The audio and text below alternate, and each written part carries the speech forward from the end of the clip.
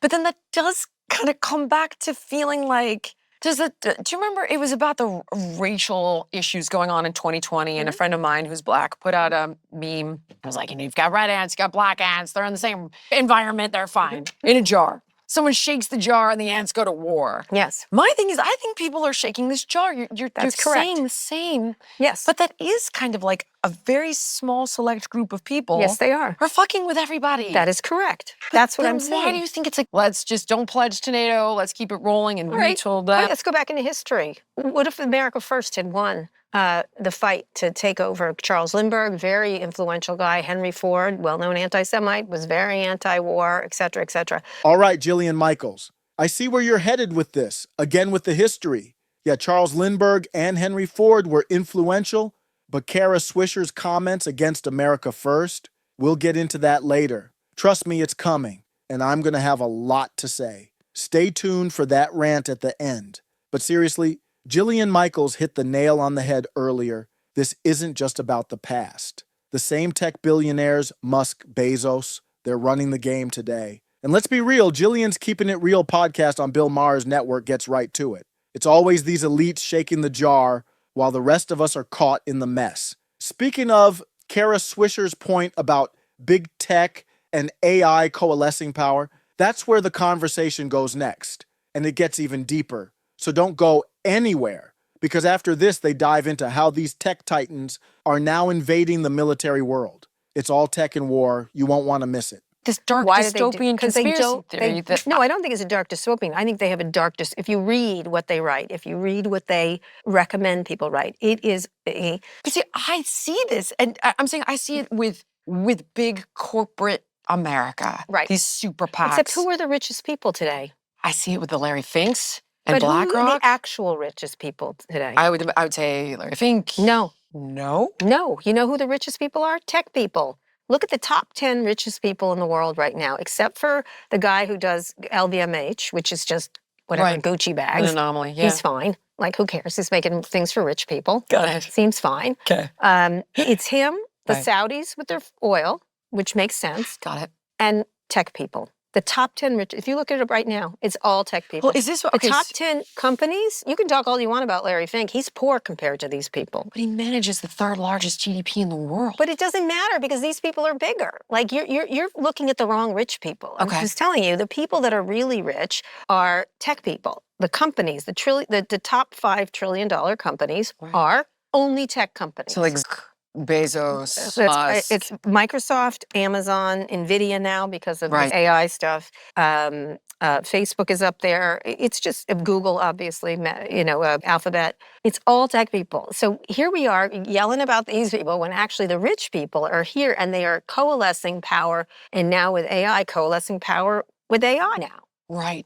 So I'm just saying you're looking at the wrong rich people. No, maybe, yes. When I look at some of the wars going on, it brings me back to kind of the Halliburton weapons of mass destruction that didn't exist. Who's a big defense contractor right now? Boeing, right? SpaceX, Starlink. Who do you think owns Starlink and SpaceX? Elon. Like, I'm just saying, be a little more, but pay attention. Okay, I am paying attention, but here would be my question to you then. So then my question becomes, Trump says he's going to end that situation with Ukraine and Russia. Sure, because he's a useful idiot, Putin, but okay. Okay.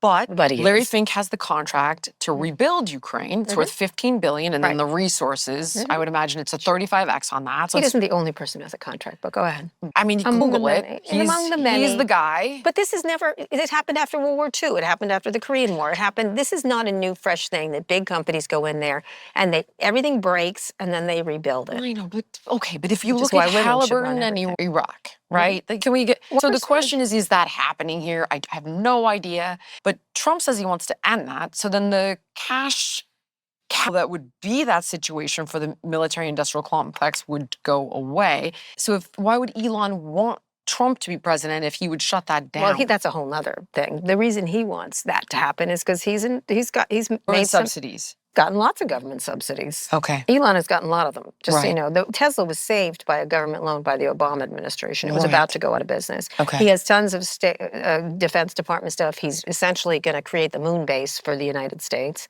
that they're building. Right. So I just feel like, you know, they can say, look over here at these people when they're doing the exact same thing, whether it's Palantir, whether it's they're all know what you're talking. these What's are military? This is run by military Got stuff it. run by tech people. Tech people are trying to move into military at a brisk pace right now. Run by military Got stuff it. run by tech people. Tech people are trying to move into military at a brisk pace right now. Why? Because that's where the money is. Why do they rob banks? It's where the money is. But if the money is in warring. Okay, Jillian Michaels is on to something here.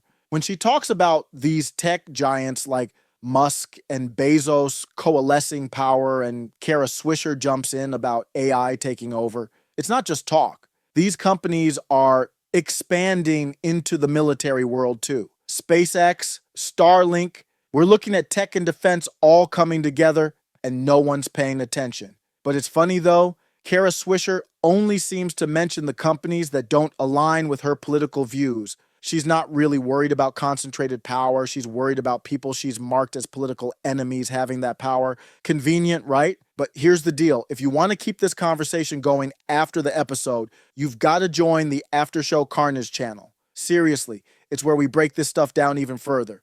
Things we can't always say here, you know? And our Discord, it's on fire. Hop in, debate, share your takes, and let's keep the pressure on these tech overlords, as Kara Swisher calls them. And speaking of which, we're getting real close to that America First comment from Kara Swisher that had me fired up.